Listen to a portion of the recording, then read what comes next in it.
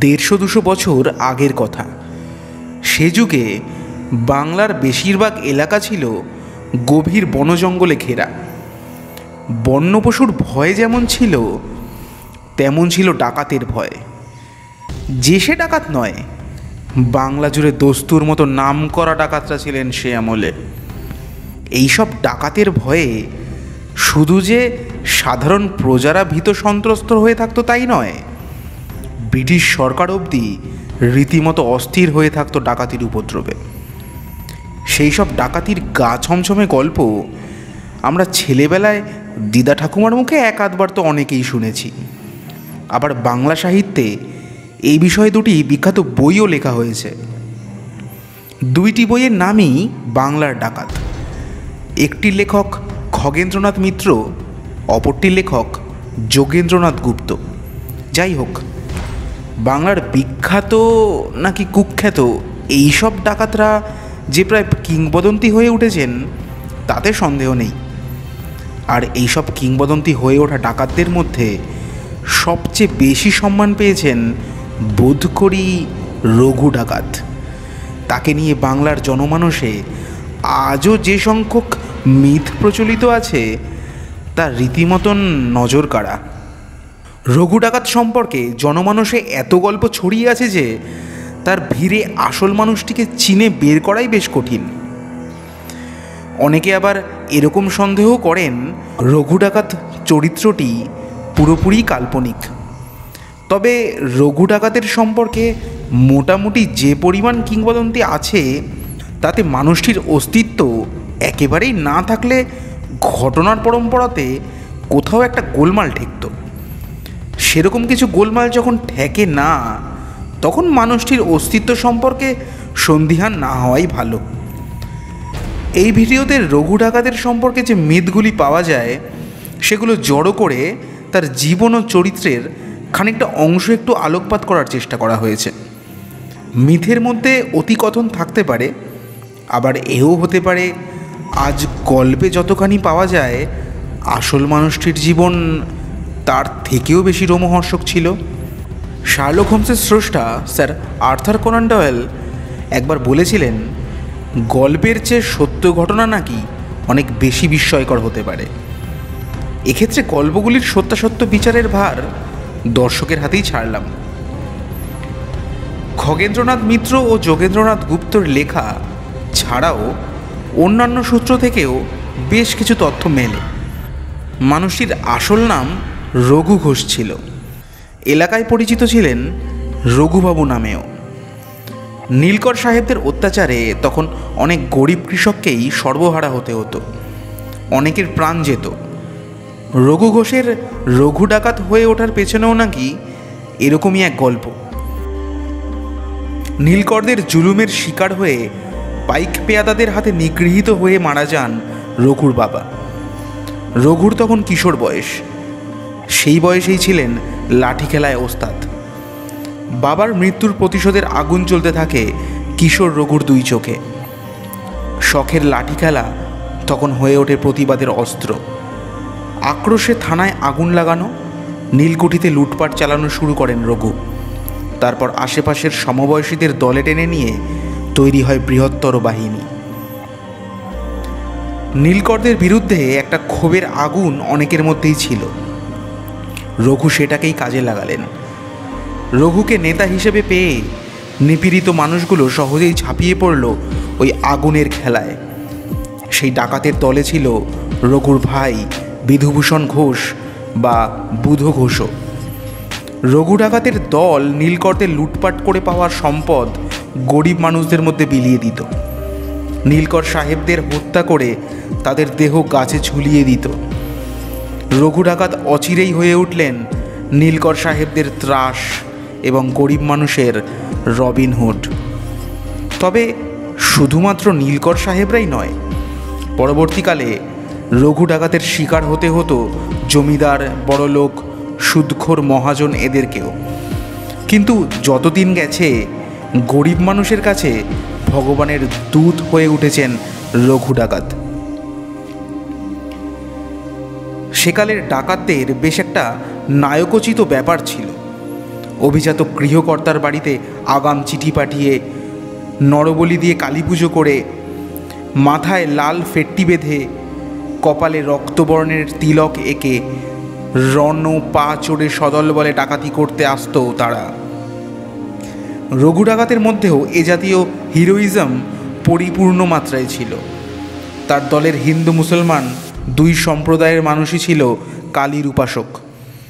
কালীর পুজো সেরেই ডাকাতি করতে বেরোনো হতো। বর্তমান কলকাতার আশেপাশে তো বটেই, বর্ধমান, মুর্শিদাবাদ, হুগলি এরকম অনেক জেলাতেই রঘু ডাকাত প্রতিষ্ঠিত বলে অনেক কালী মন্দির প্রসিদ্ধ। সে থেকে ধারণা হয় রঘু ডাকাত বিভিন্ন সময় বাংলার বিভিন্ন জায়গায় বেশ কিছু কালী মন্দির প্রতিষ্ঠা করেন। কাশীপুরের খগেন চ্যাটার্জি রোডের রঘু ডাকাতের কালী মন্দির, যা চিত্তেশ্বরী সর্বমঙ্গলা কালী নামে পরিচিত, সেটা তো সবার জানা। বাসুদেবপুরের কালী মন্দিরও তারই প্রতিষ্ঠা করা। বাঁশবেড়িয়ার ত্রিবেণীর কাছেই যে ডাকাত কালী, সেটিও রঘুই প্রতিষ্ঠা করেছিলেন। রঘু ডাকাত কোথায় থাকতেন তা ঠিক করে কেউ জানতো না, ফলে তাকে ধরাও ছিল শক্ত।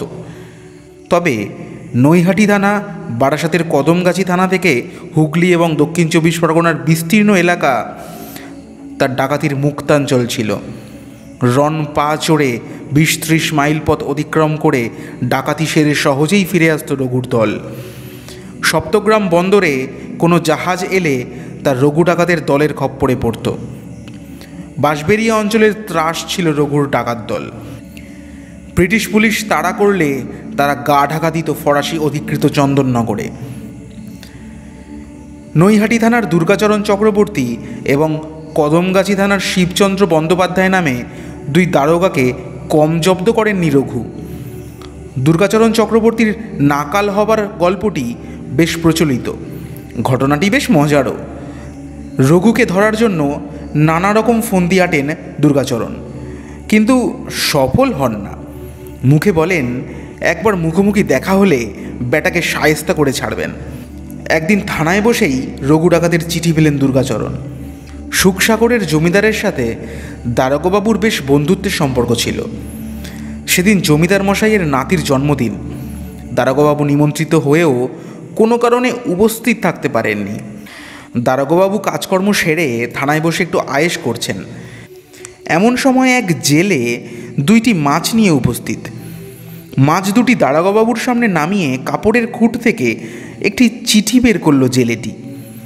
চিঠির মর্ম এই: নাতির অনুষ্ঠানে উপস্থিত থাকতে পারেননি বলে জমিদার মশাই পুকুরে ধরা 2টি প্রমাণ আকারের মাছ এই বিশ্বস্ত লোকটির হাত দিয়ে পাঠিয়েছেন। চিঠি পড়ে এবং মাছ পেয়ে দারোগাবাবু যে কেবল খুশি হলেন তাই নয়, জেলেটিকে বকশিশ অবধি দিলেন। এই ঘটনার দিন কয়েক পরেই দারোগা দুর্গাচরণের কাছে একটি চিঠি এসে উপস্থিত। ব্যাপার বুঝে দারোগাবাবুর তো চক্ষু স্থির। যাকে ধরার জন্য রাত দিন এত পরিকল্পনা, এত পরিশ্রম করছেন, সে নিজে হাতের নাগালের মধ্যে এসেও ফসকে যাবে, এ যে মেনে নেওয়া বড় দুষ্কর। তবে একবার নয়, আরও একবার দারোগা দুর্গাচরণের হাতের নাগালের মধ্যে এসেছিলেন রঘু। নৈহাটির কাছে ভাগীরথীর তীরে বিনোদবাবু নামে এক বড়লোক জমিদারের বিলাসবহুলে একটি বাগান বাড়ি ছিল। একদিন বন্ধুবান্ধবদের মধ্যে আড্ডা চলাকালীন রঘু ডাকাতের প্রসঙ্গ উঠলে অহংকারে বিনোদবাবু বলেছিলেন, যত বড় দুঃসাহসী লোকই হোক না কেন, রঘু ডাকাতের সাধ্য নেই এই বাগান বাড়িতে আসার। কোনোভাবে রঘুর কানে এই কথাগুলো পৌঁছায়, ব্যাস আর যায় কোথায়। দিন কয়েকের মধ্যেই বিনোদবাবুর কাছে চিঠি এসে হাজির। বিনোদবাবু ভালোই বুঝলেন এই চিঠির অর্থ কী। নৈহাটি থানার দারোগাবাবু দুর্গাচরণ চক্রবর্তীর কাছে খবর গেল। পুলিশ বাহিনী নিয়ে দারোগাবাবু নিজে হাজির হলেন বাগান বাড়িতে। রঘু ডাকাতকে ধরার এই সুযোগ হাতছাড়া করতে তিনি রাজি নন। দিন কয়েকের মধ্যেই বিনোদবাবুর সাথে দেখা করার জন্য দামি গাড়ি চড়ে, দামি পোশাক পরে শ্যামবর্ণ দীর্ঘকায় এক বাবুগোছের লোক এসে উপস্থিত। চাকর দারোয়ান খাতির করে বাবুটিকে বিনোদবাবুর কাছে নিয়ে গেল। বিনোদবাবু তার জমিদারিতে ত্রিবেণীর কাছে একটি ছোট তালুক পত্তনি দেবার কথা ভাবছিলেন। আগত বাবুটি নিজের নাম জানালেন ঈশ্বরচন্দ্র বন্দ্যোপাধ্যায়। ওই তালুকটি পত্তনি নেবার ব্যাপারেই তার উৎসাহ। সদর্থক কথাবার্তা হলো, অগ্রিম 100 টাকা নিয়ে কাগজে লেখাপড়া হলো। এদিকে রঘু ডাকাত আর এলো না দেখে পুলিশ বাহিনী হতোদ্যম হয়ে ফিরে গেল। দারোগাবাবুও ফিরে গেলেন। বিনোদবাবুও নিজের বন্ধু মহলের সগর্বে বলে বেড়াতে লাগলেন, কই রঘু ডাকাতের কলিজায় তো দম হলো না আমার বাগান বাড়িতে হানা দেওয়ার। কিছুদিন পরেই এক রাত্রির অন্ধকারে বাগানবাড়ির পাশে নদীতে এসে দাঁড়ালো ছিপ নৌকা। তা থেকে বাগানের বড় বড় গাছ পেয়ে চুপি চুপি উঠে এলো একদল লোক। তাদের পথ দেখিয়ে নিয়ে চলল একজন শ্যামবর্ণ দীর্ঘকায় লোক। প্রহরীরা ঘুমের ঘোরে কেউ টের অবধি পেল না। তারপর প্রহরীদেরই অস্ত্রশস্ত্র কেড়ে নিয়ে তাদেরকে ভয় দেখিয়ে লুটপাট চলল। সেই শ্যামবর্ণ দীর্ঘকায় চেহারার নেতাটি স্বয়ং বিনোদবাবুকে ঘুমন্ত অবস্থায় হাত পা মুখ বেঁধে তার সামনে একটি চিঠি রেখে গেলেন। তাতে দিন কয়েক আগে একটি তালুক পত্তনি দেবার জন্য যেমন ধন্যবাদ দেওয়া, তেমনি সদর্পে জানান দেওয়াও হয়েছিল যে কথা রাখতে রঘু ডাকাত এসেছিল। অবশেষে বিনোদবাবু অবধি সহাস্যে মানলেন রঘু ডাকাত ডাকাবুকুই বটে। তবে কিনা জমিদারির খানিক অংশ পত্তনি দিয়ে এখন তিনি বিনোদবাবুর প্রজা হয়েছেন। যেদিন রঘু পত্তনি নিতে বাবু সেজে এসেছিলেন সেদিন সশরীরে উপস্থিত ছিলেন দারোগা দুর্গাচরণ বাবুও। বলা বাহুল্য, এবারেও তিনি দিন কয়েক পরে রঘুর একটি চিঠি পান। এই দুঃসাহসী চরিত্রের বাইরেও রঘু ডাকাতের আরেকটি দিক ছিল। গরিব দুঃখীদের কষ্ট তিনি সহ্য করতে পারতেন না। নিজের যতটুকু ক্ষমতা তাই দিয়ে সেই কষ্ট লাঘব করার চেষ্টা করতেন তিনি।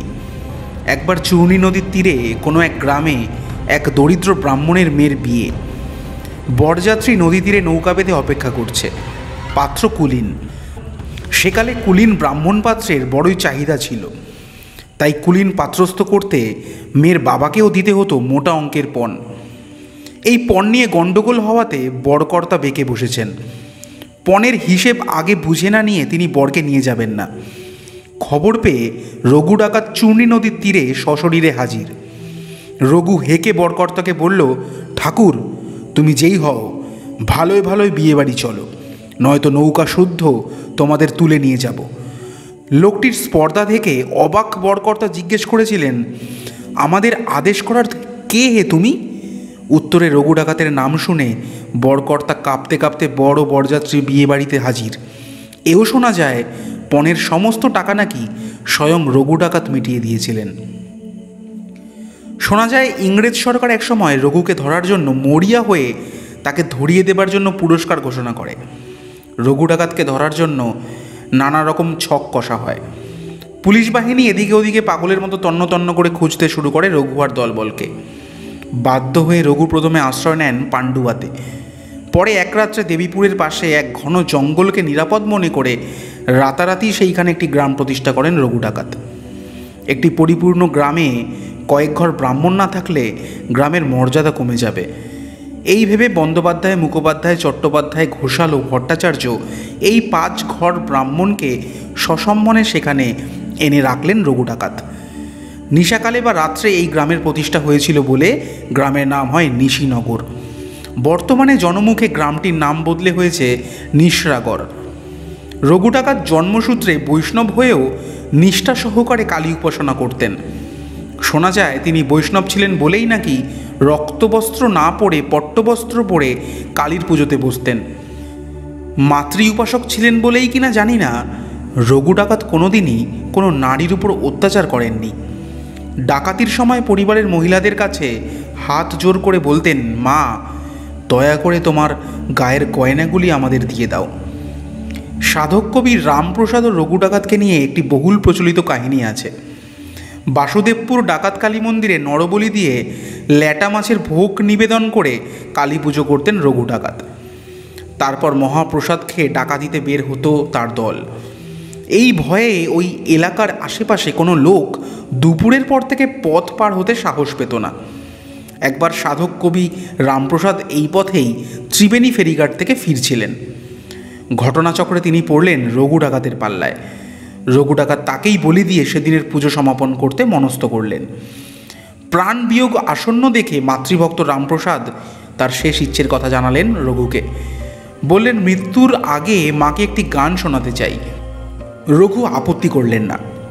রামপ্রসাদ গান ধরলেন, তিলেক দ্বারা সমনরে বদন ভরে মাকে ডাকি। লোকমুখে শোনা যায় এরপর নাকি হাড়ি কাঠে রঘু ডাকাত রামপ্রসাদের বদলে স্বয়ং মা কালীকে দেখতে পেয়েছিলেন। এই দৃশ্য দেখে রঘু নিজের ভুল বুঝতে পেরে মায়ের একনিষ্ঠ ভক্ত রামপ্রসাদকে বলি দেওয়া থেকে বিরত হন। বহু সেবা যত্ন করে রামপ্রসাদকে পরদিন বাড়ি পৌঁছে দেওয়ার বন্দোবস্ত করেন। কেউ কেউ বলেন মাতৃ আদেশে পরবর্তীকালে রঘু ডাকাতও নাকি ডাকাতির পথ ছেড়ে মাতৃ উপাসনায় জীবন অতিবাহিত করতেন। যদিও রঘু ডাকাতের শেষ জীবন সম্পর্কে নিশ্চিত করে কিছু বলা যায় না, তবুও গ্রাম বাংলার নিপীড়িত মানুষদের কাছে তিনি ছিলেন দেবদূত। রঘু ডাকাতকে পুলিশের হাত থেকে বাঁচাতে এদের যথেষ্ট ভূমিকা ছিল বলে মনে হয়। তাই বোধ হয় হাজার চেষ্টা করেও সরকার কোনোদিন রঘু ডাকাতের নাগাল পাননি। অথচ বিপদে আপদে চাইলেই রঘু ডাকাতের সাহায্য পেয়েছে সমাজের সবচেয়ে অবহেলিত মানুষগুলো।